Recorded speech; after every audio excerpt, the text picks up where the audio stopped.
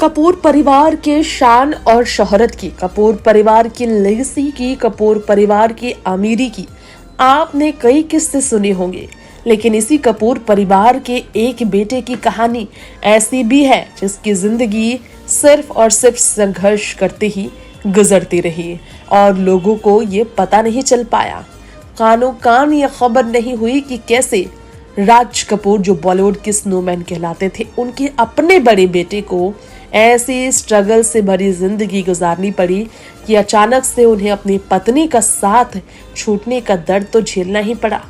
दो प्यारी प्यारी बेटियों से भी वो जुदा हो गए। कारण उनकी कुछ गलतियां भी थी और उस जमाने में बॉलीवुड में एक्टर्स के लिए संघर्ष भरी जिंदगी भी थी। रणधीर ने एक बार इंटरव्यू में कहा कैसे वो अपनी पत्नी और बेटियों से बिछड़ गए थे। उनकी फाइनेंशियल कंडीशन ऐसी नहीं थी कि वो अपनी बच्चियों को और अपनी पत्नी को बहुत लेविश लाइफ दे सकते थे। राज कपूर के घर, आलीशान घर चेंबूर को आपको जानते ही होंगे, वहीं रहे रणधीर, लेकिन फिर भी एक बड़े स्टेटस को मेंटेन करने के लिए वो काफी स्ट्रगल करते थे। एक्टिंग के बदौलत जो उन्होंने कमाई की थी, उसी के सहारे जिंदगी रणधीर ही नहीं, उनकी पत्नी बबीता और बेटियों की कट रही थी।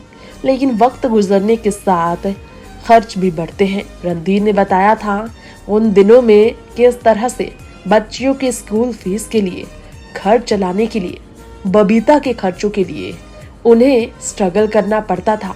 पैसों की तंगी क्या होती है उन्होंने देखी थी। वो तड़प जाते थे अगर पैसे नहीं होते थे।